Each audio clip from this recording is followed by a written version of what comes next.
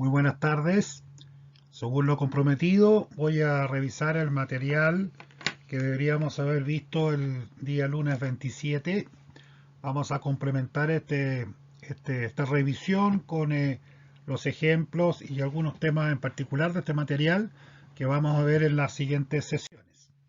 Este, el tema que correspondía a ver este lunes 27 era gestión basada en procesos, particularmente lo que es documentación de procesos, principios de la gestión basada en procesos, indicadores de punto de control y mejora continua.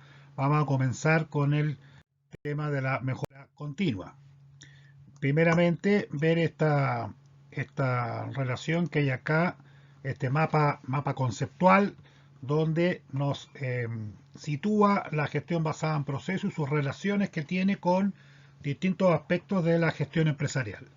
Primero, la calidad, ¿no es cierto? La gestión basada en procesos es una dimensión de la calidad, es una dimensión también propia de la gestión de la empresa.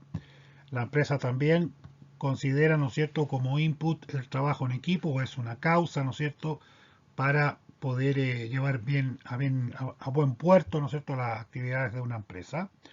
Y es objetivo también de la estrategia competitiva. La estrategia competitiva, ¿no es cierto?, también es un objetivo de la empresa.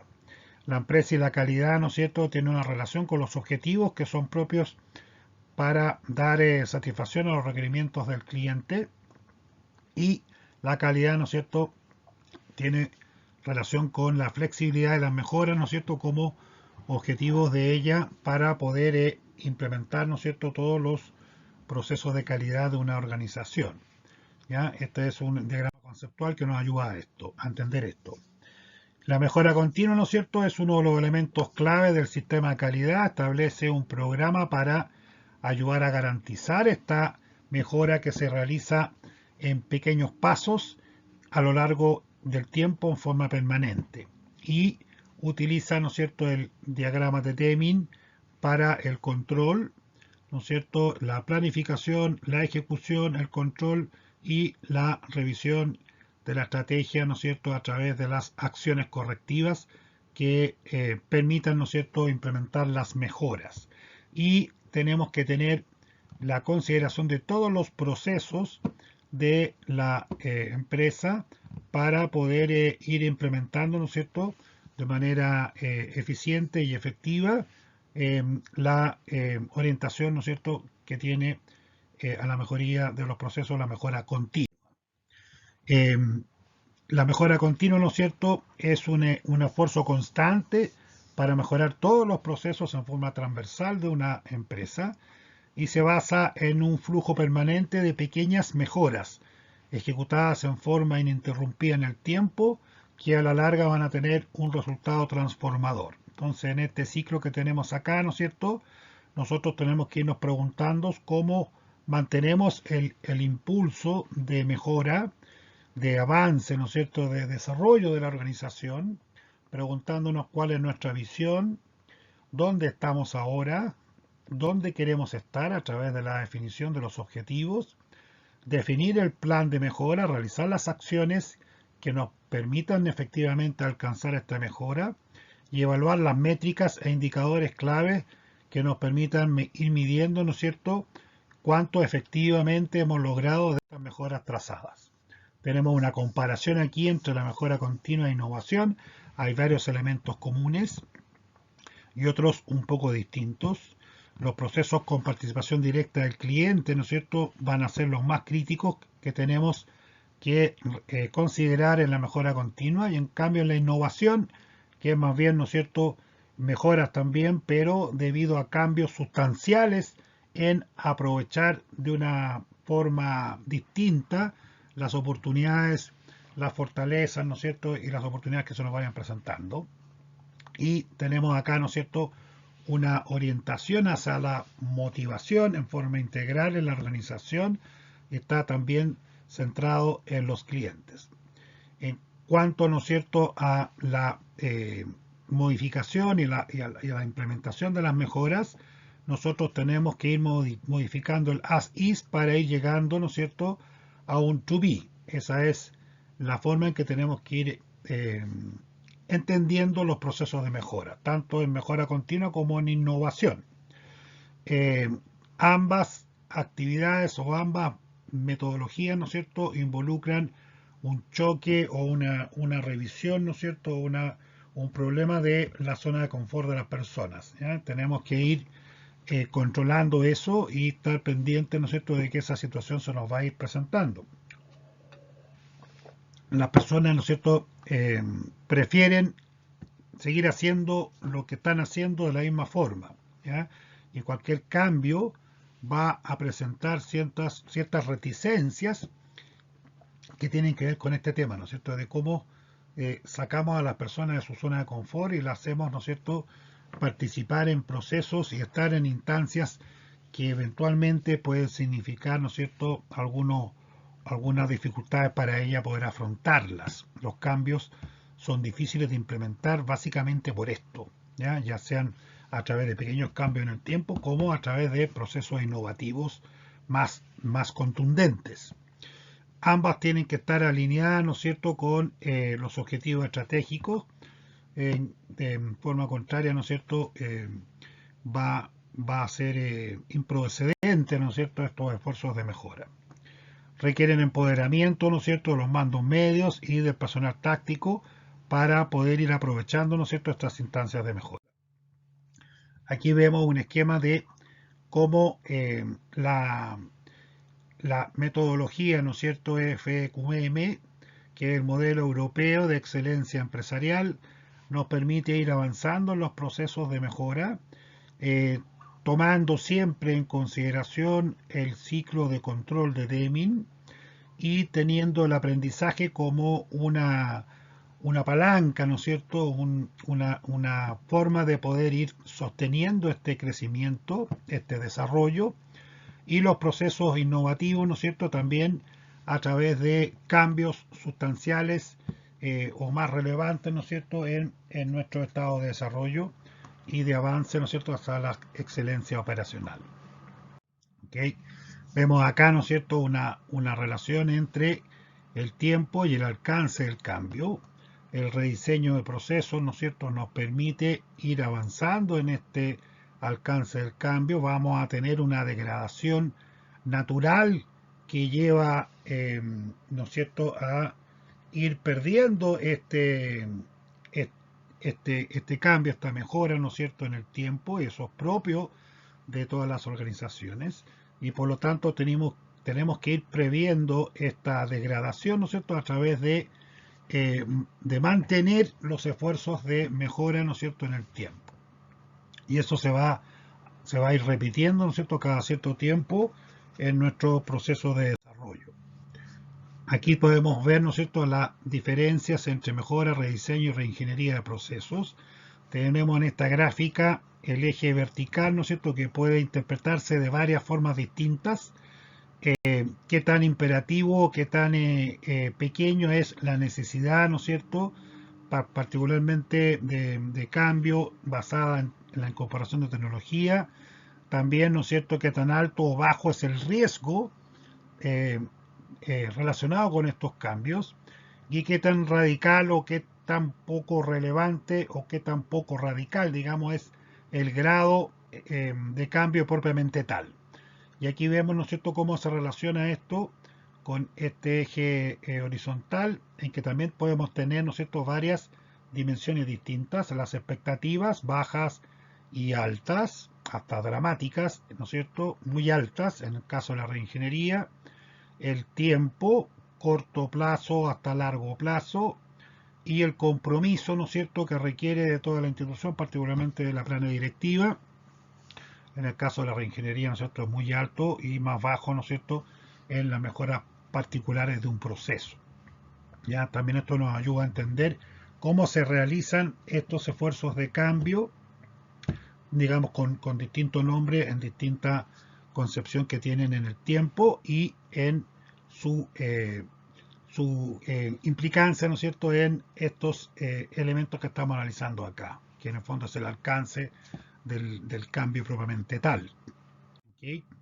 Entonces podemos entender las herramientas de la mejora continua que son basadas todas en el plan de calidad de una organización, que a través de la supervisión y considerando, ¿no es cierto?, las auditorías, tanto internas como externas, auditorías de calidad necesarias, ¿no es cierto? No vamos a hablar mucho más de los sistemas de gestión de calidad, pero están inmersos también dentro de la gestión basada en procesos. Y la evaluación misma de la calidad y el control de esta calidad, estos compromisos de calidad que tenemos con nuestros clientes y nuestras partes interesadas. Todo esto va a identificar oportunidades de mejora, ¿no es cierto? Y que van a poder, eh, en el fondo, definir, ¿no es cierto?, nuestros objetivos de calidad en definitiva. Una de las metodologías que se puede utilizar para la mejora continua es la metodología Kaizen. Aquí está el ciclo de actividades que tiene esta metodología: detectar primeramente los problemas, levantar, ¿no es cierto?, todas estas instancias de mejora o de problemas, entre comillas, que tiene la organización, crear, ¿no es cierto?, contramedidas para poder atacar estos problemas. Esto va a servir, ¿no es cierto?, para poder contrarrestar un problema en particular, ¿no es cierto?, pero no es en definitiva la opción más viable en el tiempo, ¿ya? Para ello tenemos que hacer el ciclo completo, determinar la causa, ¿no es cierto?, la ruta de la causa, entendiendo los detalles y del por qué se generaron estos problemas, más que contrarrestarlos propiamente, sencillamente, ¿no es cierto?, y nos preocupando más bien de la raíz del por qué se están presentando. Después podemos plantear soluciones hipotéticas, ¿no es cierto?, hacer una lluvia de ideas que en definitiva nos permita ir planteando posibles soluciones o formas de contrarrestar estas dificultades, estos problemas que estamos encontrando. Probar, hacer un testeo de estas posibles soluciones para ir seleccionando las diversas alternativas que tengamos, ¿no es cierto?, para poder evaluar cuál es la que tiene un mejor resultado y más permanente en el tiempo. Implementar la solución o las soluciones que encontremos más viables y de mejores resultados. Y después, ¿no es cierto?, estandarizar. En el fondo es necesario aquí, ¿no es cierto?, normalizar este trabajo o normalizar, ¿no es cierto?, la forma de encarar los procesos para ir manteniendo, ¿no es cierto?, esta orientación a la mejora continua de procesos. Aquí vemos otra metodología que es la metodología Lean, que en el fondo permite, ¿no es cierto?, a través de la identificación y revisión del proceso completo, poder ir optimizando permanentemente de cara, ¿no es cierto?, y dando respuesta a todas las partes interesadas, cada una de las necesidades que tengamos de mejora, ¿ya? Y aquí la orientación, ¿no es cierto?, es la cadena de valor, ¿no es cierto?, que estamos proporcionando a nuestro cliente. Entonces, los pasos aquí son identificar el valor, ¿no es cierto?, entender y especificar el valor que tiene el producto o el servicio para nuestro cliente, identificar el flujo de la cadena de valor, ¿no es cierto?, para poder hacer la patente y poderle darle sentido a nuestro cliente, crear este flujo, ¿no es cierto?, corregir, ¿no es cierto?, y mejorar, ¿no es cierto?, la forma en que estamos entregando nuestra propuesta de valor, establecer el pool, que se llama, que dejar, ¿no es cierto?, que el mismo cliente establezca este flujo de la cadena de valor, que lo entienda y que lo revise, y de esa manera poder, ¿no es cierto?, articular aquí los procesos de mejora continua, buscando, ¿no es cierto?, perseguir y alcanzar, ¿no es cierto?, la máxima eficiencia operacional. Y este es el ciclo que propone, ¿no es cierto?, esta metodología, que también se utiliza bastante. Un análisis muy interesante es el análisis de la montaña de la orientación al cliente, que tiene tres cimas: la calidad, la comparación y la creatividad. En cuanto a la calidad, nosotros lo que tenemos que tener aquí, ¿no es cierto?, en esta cima, es eliminar, primero identificar y posteriormente eliminar, ¿no es cierto?, aquellos aspectos que le dan insatisfacción o no le permiten al cliente tener la satisfacción totalmente de sus requerimientos, ¿ya? Y esto va a ser en gran medida, ¿no es cierto?, en el fondo, que asegurarnos que el producto o servicio que nosotros estamos disponiendo tenga costos convenidos, ¿no es cierto?, que sean costos que podamos ir manejando, ¿no es cierto?, para que tengamos un valor, ¿no es cierto?, razonable para el cliente, y de esa manera también reducimos los motivos de insatisfacción de nuestros clientes. En lo que es comparación, la idea, ¿no es cierto?, es compararnos con empresas afines, con proveedores, con los mismos clientes, con otros actores que puedan estar participando, ¿no es cierto?, en nuestra industria. Y la idea es aplicar aquí buenas prácticas, ¿no es cierto?, y teniendo, ¿no es cierto?, la orientación de la satisfacción específicamente de nuestros clientes. Comparar cómo lo hacemos en comparación a otros, para ver dónde estamos bien, dónde tenemos deficiencias, ¿no es cierto?, para ir mejorando nuestra propuesta de valor. Y en lo que es creatividad es anticiparse a los requerimientos de los clientes. Es estar, ¿no es cierto?, más allá, es tener una idea de lo que va a ir nuestro cliente necesitando en el futuro, ¿ya? Y eso tiene que ver con la creatividad, para poder ir satisfaciendo sus requerimientos, ¿no es cierto?, en el tiempo. El proceso de mejora continua es un proceso propiamente tal.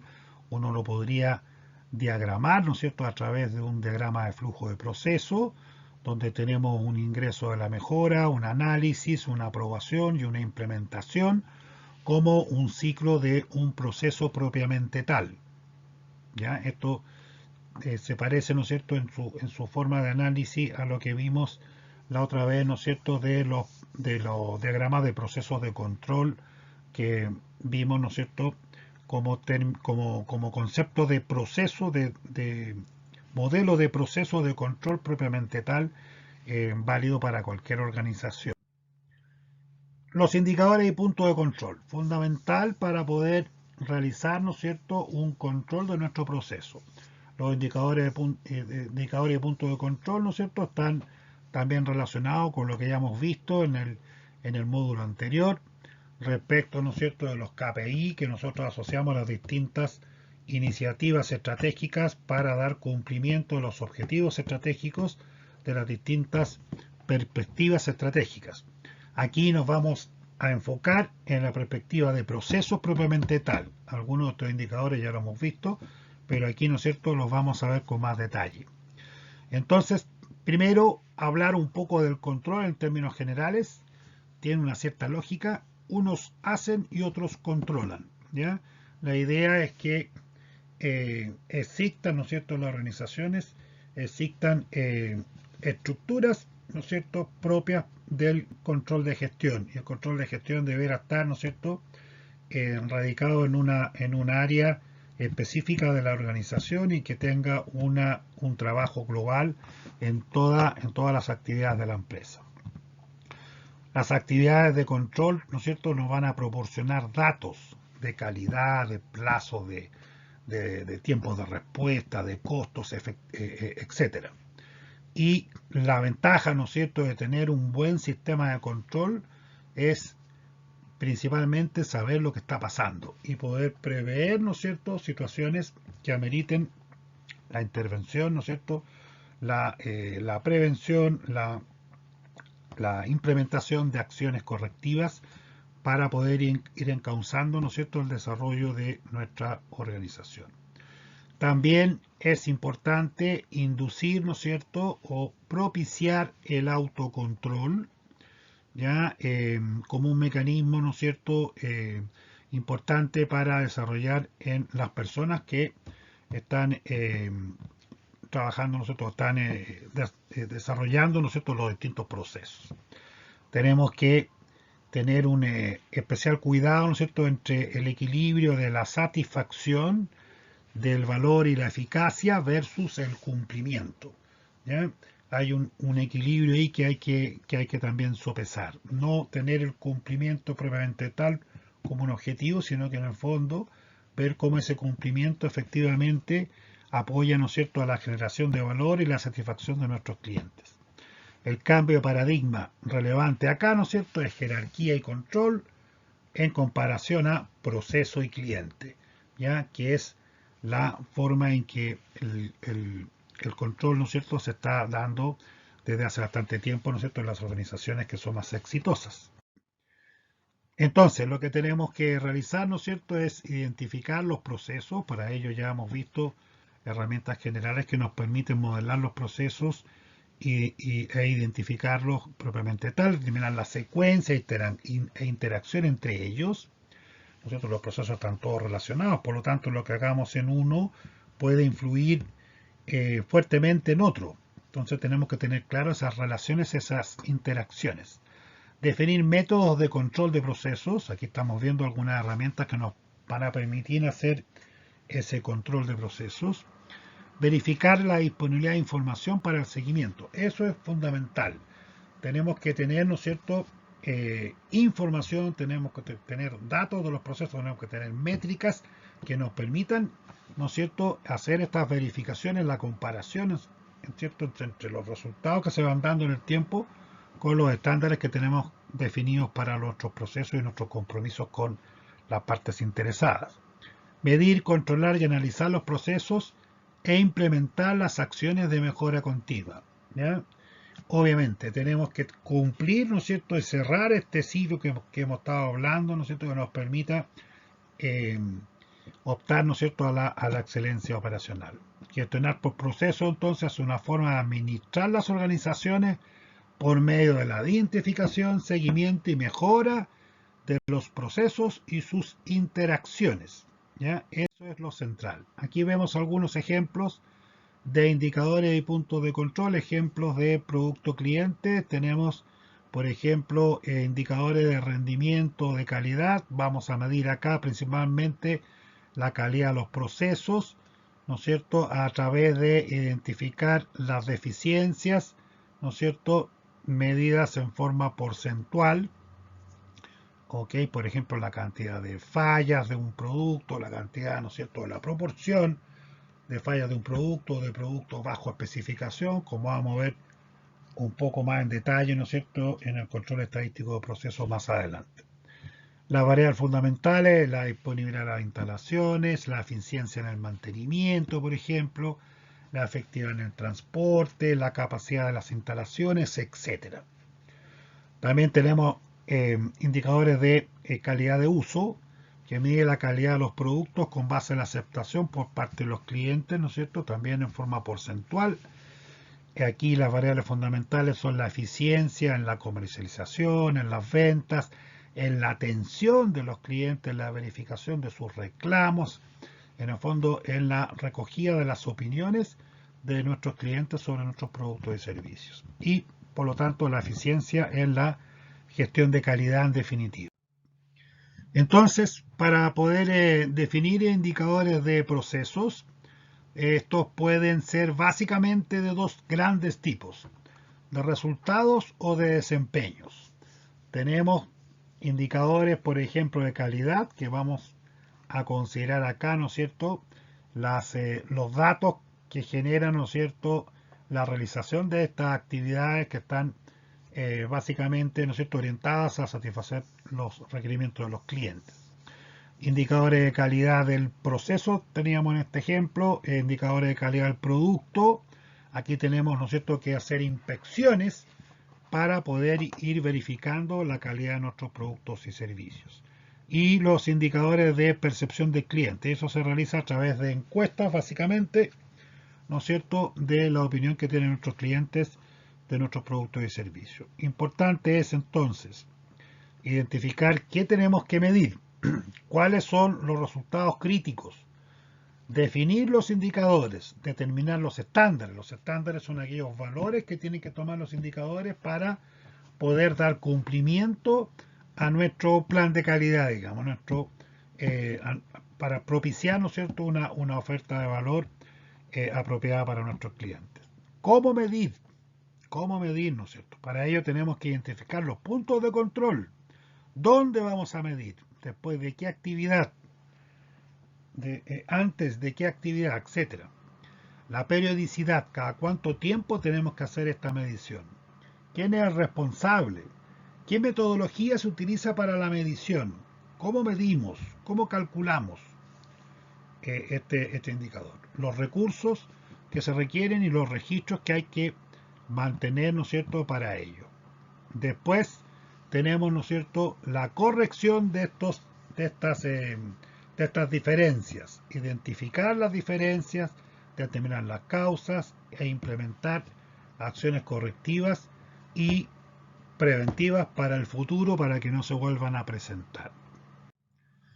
Identificación de puntos de control. Aquí vemos un ejemplo de puntos de control e indicadores que podríamos pensar para una cadena de producción. Tenemos proveedores, producción, distribución y clientes. En cuanto a proveedores, podríamos pensar en la fiabilidad de entrega del proveedor. Ahí tenemos puntos de control e indicadores que podríamos definir. En lo que es la producción, plazo del proceso de producción, fiabilidad de la entrega de volúmenes del mix de productos, stock de materias primas, de productos terminados, la flexibilidad de la producción, volumen versus productos, etc. Después en la distribución tenemos el stock que tenemos que mantener de productos terminados, la rotación, ¿no es cierto?, de los productos dentro de nuestra cadena de distribución. Ahí hay una serie de indicadores bastante utilizados al respecto. Y después, en el caso del cliente, tenemos los plazos del ciclo de pedido, los tiempos de respuesta, ¿no es cierto?, el nivel de servicio al cliente, ¿ya? También muy utilizado, ¿no es cierto?, en la actualidad. Veamos un ejemplo de indicadores de punto de control, ¿no es cierto? Aquí tenemos el proceso, ¿no es cierto?, de liquidación de siniestros de seguros. Ya no voy a verlo en detalle, pero en el fondo aquí están todas las actividades que están modeladas en el flujograma de este proceso. Nosotros podemos identificar acá puntos de control, que son ciertas actividades claves donde nosotros podemos asociar un KPI que nos permita ir controlando el proceso. Por lo tanto, ahí lo que hacemos después es definir para esa actividad un KPI, para esta actividad otro y para esta actividad otro, ¿ya? Asociado, ¿no es cierto?, al proceso en sí y que nos permita en el fondo verificar que el proceso se esté ejecutando correctamente y que no tengamos desviaciones relevantes sobre nuestros estándares. Los indicadores y puntos de control, o sea, los indicadores previamente tal, ¿no es cierto? Nosotros, desde el punto de vista de los procesos, los podemos entender como de dos grandes tipos. Uno que son los globales, ¿no es cierto?, que abarca la totalidad de la organización, desde la estrategia, ¿no es cierto?, hasta el plan operacional. Por ejemplo, un objetivo estratégico que diga la necesidad de aumentar, que establezca la necesidad de aumentar en un 10% la eficiencia, en un 15% la eficacia, por ejemplo, se puede ir desagregando a nivel de indicadores específicos de los procesos particulares, ¿no es cierto?, a través del análisis de la misión y del apoyo que requiere, ¿no es cierto?, cada una de las áreas para el cumplimiento de este gran objetivo. Ese es un tipo de indicador, ¿no es cierto? Después están los locales, que son más propios de cada proceso, tales como el nivel de riesgo, el cumplimiento de un estándar con baja dispersión o tasa de errores, etc. Los individuales, ¿no es cierto? Los individuales son indicadores que tienen otra concepción, que en el fondo están relacionados con roles particulares que tengamos dentro de nuestra organización y tienen relación más bien, ¿no es cierto?, con el desarrollo profesional y la incidencia que este desarrollo tiene, ¿no es cierto?, en la mejora continua. Aquí hay un ejemplo: un psicólogo que realiza entrevistas en un proceso de contratación, ¿no es cierto?, va a llegar un registro de la productividad de sus entrevistas. Ahí tiene un indicador, ¿no es cierto? Tienen que ver más bien con la autonomía de los profesionales que participan en los distintos procesos, ya para no caer, ¿no es cierto?, en la tentación de decir que tengo todo controlado, porque eso no es cierto. ¿ya? Entonces, ¿cómo administramos el riesgo propiamente tal en estas actividades? Eh, ¿Qué tenemos que tener en cuenta, ¿no es cierto?, para definir indicadores y realizar las mediciones respectivas? Primero, ¿qué estamos midiendo? ¿Cuáles son los aspectos clave que tienen relación con el destinatario de nuestra misión? Generalmente se mide aspectos relacionados con la calidad, con la eficiencia y con la eficacia.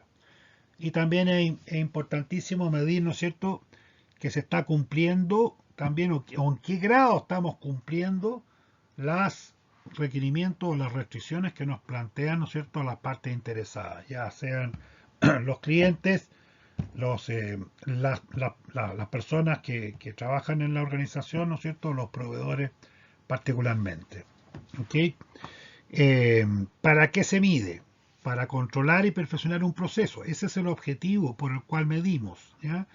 En muchas ocasiones se pierde de vista ese objetivo, ¿no es cierto? Y se cae, ¿no es cierto?, en la necesidad de controlar o en el controlar por controlar. ¿Ya? Nosotros tenemos que tener un objetivo por el cual estamos midiendo, siendo la intervención. Y en definitiva lo que estamos tratando de hacer, ¿no es cierto?, es gestionar el riesgo. ¿Cuánto medir? Eso también es muy importante. Hay, ¿no es cierto?, sistemas de control excesivamente o que tienen, ¿no es cierto?, un excesivo uso de indicadores, un excesivo uso de instancias de control. Eso pierde totalmente su objetivo porque en el fondo intervenimos tanto el proceso que al final lo único que hacemos es controlar, pero no ejecutamos en forma apropiada el proceso. ¿Ya? Entonces hay que buscar el equilibrio en eso. Eh, Importantísimo, ¿no es cierto?, que el monitoreo, los indicadores, ¿no es cierto?, los procesos los realiza siempre el dueño del proceso y él dé cuenta de ese indicador, ¿no es cierto?, a la instancia superior. El monitoreo de los indicadores locales lo realizan, ¿no es cierto?, los ejecutivos de las áreas, funcionarias y los mismos participantes, ¿ya? Tal cual lo hace un operario, ¿no es cierto?, con una máquina, ¿ya? Él lleva el registro de lo que pasa con su máquina y por lo tanto es importante que cada dueño de proceso realice esta tarea, ¿okay? Y él dé cuenta de ese indicador a la instancia superior. Hay que definir pocos indicadores, son pocos los que hay que utilizar, no en forma excesiva. Tienen que estar bien diseñados para que efectivamente le midamos el pulso al proceso. Hay que asegurarse que los indicadores principales, ¿no es cierto?, provengan o tributen a la estrategia general de la organización. Hay que revisar, ¿no es cierto?, que se le dé el énfasis en las mediciones relacionadas con el destinatario de la misión, ¿ya? Donde normalmente se hacen estas distinciones, actividades de contacto y actividades sin contacto. Es decir, actividades, ¿no es cierto?, que en el fondo tienen que dar cuenta de una relación con otro integrante de la organización o con un cliente, o son actividades, ¿no es cierto?, en que las hace una persona en forma propia, sin interacción con otros. ¿Ya? Eso también es relevante. Asegurarse de la oportunidad de la medición. También hay que tener, ¿no es cierto?, bien diseñado el punto de control para que tenga sentido, ¿no es cierto?, realizar el control en ese momento, ¿ya? Para que tenga además la correcta alimentación de la información necesaria. Hay que establecer un rango de normalidad, ¿ya? Y en el fondo solo tener las alertas ante casos de excepción, ¿ya? Ante casos en que tengamos un indicador fuera de rango, un semáforo, ¿ya? Para controlar por excepción, ¿ya? Y que es mucho más eficiente, ¿no es cierto?, que estar controlando, ¿no es cierto?, continuamente interviniendo el proceso, ¿ya? Porque además eso es caro, ¿ya? Y requiere tiempo, por lo tanto es poco eficiente. Cada cierto tiempo nosotros debiéramos, ¿no es cierto?, definir un nuevo rango de normalidad. Hay que ir analizando, midiendo, ¿no es cierto?, el comportamiento del proceso. Para ello nos ayuda mucho, ¿no es cierto?, las técnicas que vamos a ver de control estadístico de procesos para poder ir redefiniendo esta normalidad. ¿Ok? Eso también es importante. Actuar en dos líneas de trabajo, ¿no es cierto? en el fondo, el análisis de las causas, acciones correctivas y preventivas, y las análisis, ¿no es cierto?, de las no conformidades reales y las potenciales que puedan existir. Evitar la variabilidad. ¿Ya? La variabilidad es algo intrínseco a los procesos, ¿ya? Particularmente los procesos productivos. No toda la producción, ¿no es cierto?, mantiene las mismas características. Hay una cierta variabilidad propia y natural de los procesos. Vamos a ver cómo separamos esa variabilidad propia de los procesos de la variabilidad, ¿no es cierto?, que nos está indicando un proceso fuera de control. Y para ello vamos a revisar la técnica o el modelo 6 Sigma.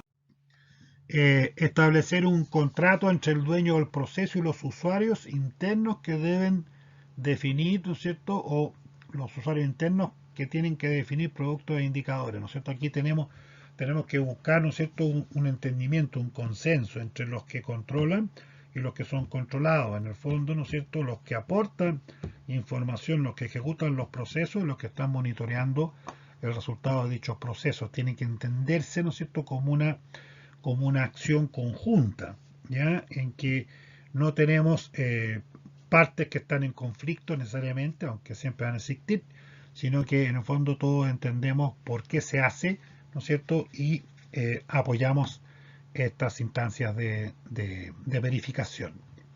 Realizar estudios de sensibilización de los procesos también es una forma de poder ir mejorando el entendimiento de ellos. Cómo son afectados los procesos, ¿no es cierto?, ante ciertos cambios de ciertas variables, algunas que podamos controlar y otras que no podemos controlar. Por ejemplo, los tiempos de espera de los clientes, ¿no es cierto?, en un supermercado, ¿no es cierto?, si instalamos más caja o menos caja. Eso obviamente tiene un impacto directo, ¿no es cierto?, en nuestro desempeño. Identificar las causas raíces. Hay que priorizar y modificar el proceso para evitar el problema, ¿no es cierto?, o para aprovechar oportunidades. No siempre, ¿no es cierto?, la instancia de mejora es para evitar un problema o contrarrestar un problema, sino que también es para aprovechar una cierta oportunidad. Eso, ¿no es cierto? Trabajar con sistemas contables que efectivamente apoyen la gestión proporcionando información válida. Ya en algunas ocasiones los sistemas contables están muy distantes, ¿no es cierto?, en su lenguaje, en su oportunidad y en sus resultados, en su información respecto de la información que maneja el resto de la organización. Hay que tratar, ¿no es cierto?, de que esta herramienta, los sistemas contables, efectivamente nos apoyen, ¿no es cierto?, a la toma de decisiones. Conocer el costo del proceso, hacer un costeo de los procesos, ¿no es cierto?, tener claro, ¿no es cierto?, los costos marginales, los costos variables, costos fijos, etcétera, para poder aplicar estos elementos, ¿no es cierto?, en el análisis. Aquí vamos a ver el ejemplo de aplicación en la empresa de factoring. Algo habíamos visto ya de este negocio. Teníamos, si se acuerdan, un deudor, un cedente y el factor, ¿no es cierto?, que hace un contrato con el cedente y en el fondo le vende, entre comillas, las facturas, ¿no es cierto?, y el deudor en definitiva le paga directamente al factoring, ¿no es cierto?, y le cobra de esa manera un fee al cedente, ¿no es cierto?, que son sus ingresos. En el fondo, le paga las facturas con una cierta rebaja, ¿no es cierto?, y es que es la utilidad, ¿no es cierto?, que tiene el factor. El cedente tiene la ventaja acá, ¿no es cierto?, utiliza este sistema porque le genera, ¿no es cierto?, flujo, ¿no es cierto?, inmediato, y no tiene que esperar que se recuperen todas estas facturas, ¿ya? Entonces aquí hay varias funciones: función de análisis, función de garantía, función de financiación. Eso lo vimos ya en el análisis que hicimos para el otro ejemplo que hicimos relacionado con el factoring. Algunos elementos de la industria están repetidos aquí en la presentación de esta industria y de esta empresa. Y aquí vamos a ver, por ejemplo, algunos procesos clave de este negocio. Tenemos acá el reclutamiento y selección, ¿no es cierto?, donde estamos identificando aquí puntos de control. Ya aquí tenemos asociados objetivos. Todo esto, ¿no es cierto?, lo podemos también relacionar con los KPI de los de la perspectiva de procesos. Ahí están todos estos KPI en el fondo, todos estos indicadores, ya, pero ahora visto de una forma transversal a todos los procesos. Aquí están solamente los que dan respuesta a los objetivos estratégicos, pero como ejemplo está muy bien. Esta es una forma de controlar el proceso de ¿no es cierto?, de contratación. ¿Okay? Acá. Acá, ¿no es cierto? Tenemos captación de clientes y captación de clientes, que es el proceso siguiente. ¿Ya? También tenemos acá ejemplos de indicadores de control del proceso de captación de clientes. Si ustedes se fijan acá, razón de cliente potencial contactado, cantidad de clientes contactados partido por cantidad total de clientes. De esta forma estamos controlando el proceso de captación de clientes. Aquí el proceso de evaluación de riesgo también tenemos definidas, ¿no es cierto?, asociadas a algunas actividades específicas. Tenemos identificado aquí los KPI respectivos. En este caso, la aprobación de solicitudes de crédito aprobadas, partido por las solicitudes total de créditos recibidas. También tenemos, ¿no es cierto?, un indicador de cómo está funcionando este proceso. Acá tenemos recuperación de cartera. Recuperación de cartera, ¿no es cierto?, era el proceso sobre el cual, ¿no es cierto?, en el fondo nosotros hacíamos la cobranza al deudor final. ¿Ya? Y aquí tenemos dos KPI, cartera morosa y recuperación de cartera morosa. Estos son ejemplos de cómo podemos ir identificando, definiendo indicadores de control de procesos, ¿ya?, que en este caso también están relacionados con los KPI que podemos definir para la perspectiva de procesos internos asociados a estos procesos del factoring. ¿Ya? Acá tenemos un caso práctico. Los casos prácticos los voy a hacer con ustedes en vivo, digamos. ¿Ya? Aquí tenemos un caso práctico para definir indicadores en forma bastante libre del proceso de compra o de adquisiciones ¿no es cierto?, de una empresa tipo industrial y de servicio. Aquí está el flujograma en su forma tradicional, ¿no es cierto?, construido más bien con lenguaje informático, pero se entiende perfectamente. Vamos a hacer eso después, ¿no es cierto?, vamos a revisarlo asociado, ¿no es cierto?, para poder identificar acá los indicadores que uno podría construir, por ejemplo, para este proceso, ya que es un poco lo que yo quiero que ustedes puedan hacer después con su trabajo. Vamos a irlo definiendo eso en el transcurso de las próximas sesiones. ¿Ok? Documentación de procesos, otro tema muy relevante, ¿no es cierto? ¿Cómo documentamos los procesos? ¿Qué es lo que es la documentación de los procesos? Bueno, son todos aquellos elementos que nos permiten, ¿no es cierto?, revisar el funcionamiento del proceso. En el fondo, son todo el set de documentos que nos permiten estudiar un proceso en detalle. Las políticas relacionadas con el proceso, las listas de control, los tutoriales, formularios, capturas de pantalla, enlaces, otras aplicaciones, mapas de proceso. Vamos a hablar, ¿no es cierto?, básicamente de un manual de procedimientos, ¿ya?, o manual de proceso, o manual de un proceso en particular. Y esto sirve, ¿no es cierto?, esta serie de documentos sirve para ayudar a todas las personas, ¿no es cierto?, de la organización a tomar decisiones, ¿no es cierto?, a comprender rápidamente de cómo se hacen las cosas, ¿no es cierto?, y poder también capacitarse.